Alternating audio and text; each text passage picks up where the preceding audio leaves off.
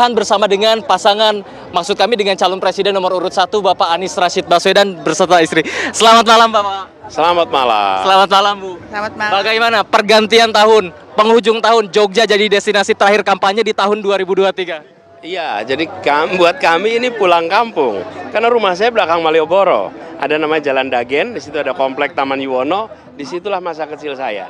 Jadi bagi kami kembali ke Malioboro adalah kembali ke kampung masa kecil dan suasananya memang sudah beda sekali. Betul seperti Anda bilang tadi, dari mana-mana. Tadi saya tanya, dan dari Lampung, dari Medan, dari Tuban, dari Manado. Jadi Kebumen, dari mana-mana. Jadi suasana kemeriahan ini, dan bagi saya juga ini di ujung akhir perjalanan tahun 2023, tahun yang sangat mengesankan. Dan bersyukur bisa merayakan ini bersama keluarga di Jogja. Tahun lalu Anda belum menjadi calon presiden, kita tahu. Jika tahun ini Anda jadi calon presiden, euforia berbeda pasti terasa. Seperti apa? Tahun 2023 ini tahun paling mengesankan. Barangkali ini tahun di mana saya berjabat tangan terbanyak dalam sejarah hidup saya. Tak terhitung lagi jabat tangan di tahun 2023. Jadi kalau saya ditanya apa yang salah satu paling mengesankan adalah jumlah jabat tangan tahun ini. Di akhir tahun ini, kenapa Jogja dan apa aspirasi masyarakat selama Anda kampanye dari pagi pengajian kemudian tadi ke posko pemenangan, apa yang mereka sampaikan kepada Bapak? Gini, dulu saya bertugas di pemerintahan. Dan ketika akhir tahun, masyarakat liburan, kami di pemerintahan berjaga. Kami di pemerintahan memastikan lalu lintas, memastikan seluruh fasilitas sarana prasarana lancar. Hari ini saya tidak punya tanggung jawab itu. Jadi kami bersyukur bisa bersama-sama akhir tahun bersama keluarga dan ketemu dengan begitu banyak relawan. Kebetulan di Jogja tadi ada beberapa acara-acara relawan. Ada posko, ada ketemuan dengan teman-teman lama, teman SD, SMP, SMA, kita ya reuni-reuni kecil lah di sini di akhir tahun. Jika Anda terpilih nih Pak sebagai Presiden Indonesia 2024, apa yang jadi concern utama yang harus Anda benahi di Indonesia? Hal apa saja? Ada banyak, tapi kita ingin perubahan itu menjadi harapan baru. Perubahan adalah harapan baru. Harapan untuk hidup lebih baik, kebutuhan pokok lebih murah, lapangan pekerjaan lebih mudah, harga beras lebih murah. Jadi perubahan adalah harapan. Dan itu yang kami bawa sekarang, yang nanti ketika bertugas di pemerintahan, kami berkomitmen untuk menjadikan harapan-harapan itu kenyataan. Terakhir nih Pak, untuk di tahun 2024 nanti, Anda sempat menyatakan jika ketika Anda berjalan-jalan, nelayan berjabat tangan kepada Anda, ada energi yang tersalurkan. Di 2024 Indonesia, Anda berharap seperti apa? Insya Allah dari ketemuan ini saja itu energi luar biasa. Ini ketemu anak-anak muda di sini nih. Ini anak-anak muda. Anak-anak muda ini luar biasa sekali. Mereka adalah anak-anak yang penuh dengan harapan, antusiasme masa depan. Betul nggak? Semangat nggak masa depan? Jadi mereka punya optimisme. Jadi setiap kali jumpa dengan mereka, itu ketemu dengan suasana optimisme. Karena itu saya yakin Indonesia ke depan adalah Indonesia yang lebih baik. Karena kita punya stok anak-anak muda yang luar biasa. Pak Anies, di Jogja makanan khas kesukaan Anda ketika Anda kecil sampai sekarang apa bisa diceritakan, mungkin jadi kenangan-kenangan masa kecil yang sekarang selalu diingat? Gini, kalau di Jogja sarapan paginya selalu gudeg. Dan selalu gudeg. Gudeg itu adalah sarapan pagi saya setiap hari. Ketika saya masa kecil sampai kuliah, itu sarapannya pagi gudeg. Lalu kalau siang macam-macam. Kadang-kadang SGPC, sego pecel. Kadang-kadang kalau kuliner itu ada sate Samirono, ada soto Miroso, ada soto Kadipiro. Lalu kalau sore SGPC wes mau. Terus kalau malam suka lesehan di sini. Nah, saya akan datang ke lesehan yang biasa kami datangi. Namanya lesehan terang bulan. Dulu ketika zaman kita masih SMA, kuliah, kalau malam-malam cari lesehan biasanya ada toko batik terang bulan dan di depannya ada lesehan. Nah, kita selalu lesehan di situ. Soal kenangan makanan aja saya tanya ini Pak. Soal kenangan dengan Ibu mungkin ketika pergantian tahun sebelum-sebelumnya atau masa muda, kenangan seperti apa yang selalu diingat hingga sekarang? Gini, ini ada besok siapa kita mau datangin sebetulnya besok itu. Ada satu tempat di Jalan Sosrowijayan, itu kafe kecil, itu tempat saya pertama kali ajak Ferry untuk jalan bareng waktu itu. Mudah-mudahan masih ada tempatnya. Tapi tempat itu tempat yang sering kita jalan sama-sama makan di situ. Dan memang Malioboro ini penuh dengan kesan, dan saya berapa kali mengatakan kota Jogja itu kota yang romantis. Setiap sudut kotanya itu ada ungkapan cinta. Dan siapapun yang pernah tinggal di Jogja pasti punya perasaan kecintaan pada kota ini yang berbeda. Apalagi yang tumbuh besar. Jadi memang Jogja spesial, Jogja istimewa, dan Jogja menumbuhkan cinta itu betul. Dan kami ketemunya di Jogja juga. Kami jadinya juga di Jogja. Dan hari ini kami kembali ke Jogja bersama dengan anak-anak, bersama dengan keluarga semua, dengan ibu, dan dengan semua nih teman-teman semua yang sama-sama punya perasaan khusus tentang Jogja. Pak, Yogyakarta segini banyaknya kepada Anda, Pak.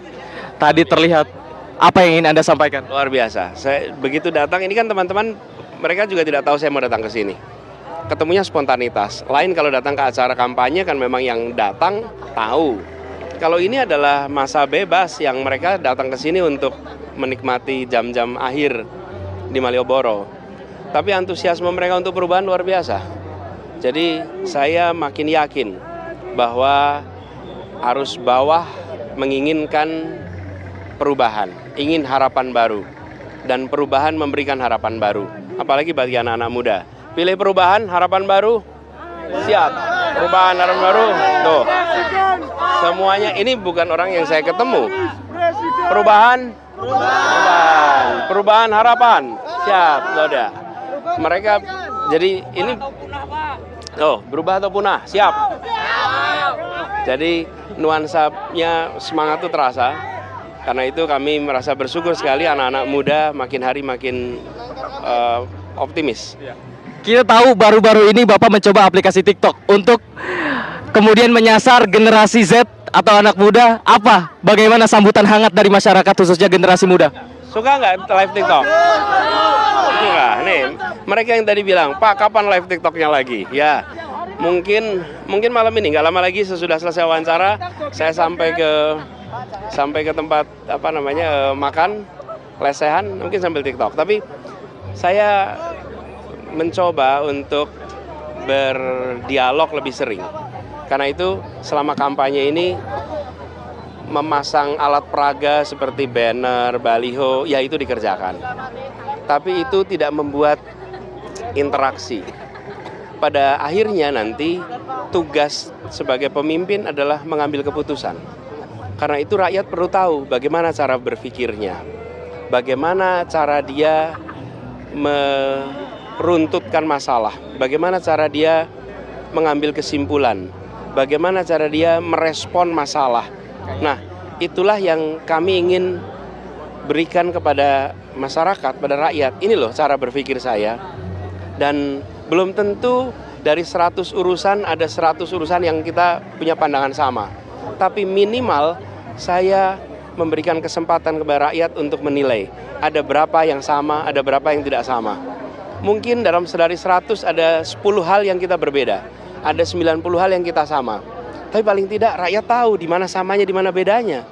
Jangan hanya memasang baliho saja, poster saja, lalu atau foto-foto yang menarik. Lalu pertanyaannya besok kan ambil keputusan. Lalu rakyat dari mana tahu? Nah, saya ingin menghormati rakyat dengan membuat dialog, diskusi. Nah, termasuk desak Anies yang ada di banyak kota. Nah, sekarang saya mulai dengan TikTok.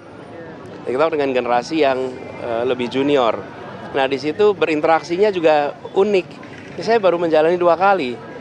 Dan saya ketika memulai ini tidak dengan perencanaan yang nggak pakai perencanaan rumit-rumit lah, ngalir aja.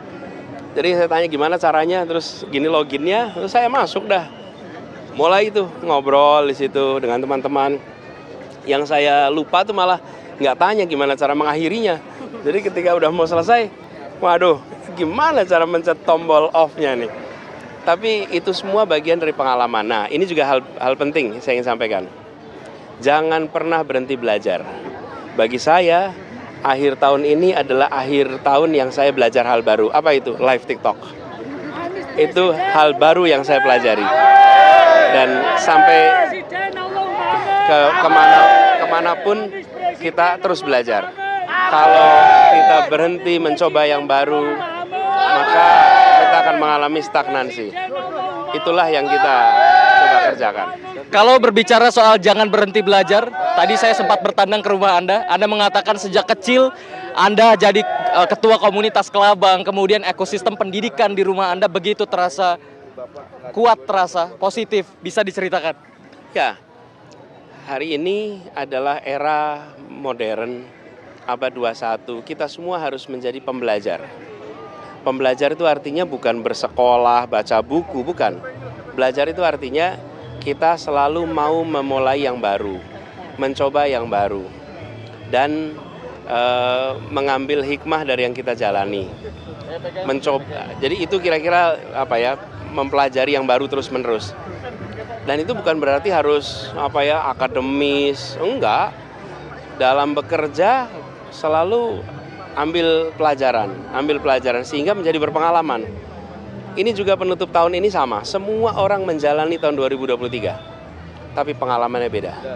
Mereka yang mengambil hikmah dari yang dijalani, dia berpengalaman. Yang tidak mengambil hikmah dari yang dijalani, dia hanya melewati perjalanan, tidak dapat pengalaman. Nah, mari kita sama-sama jadi generasi abad 21 modern, dan salah satu cirinya adalah pembelajar, learner.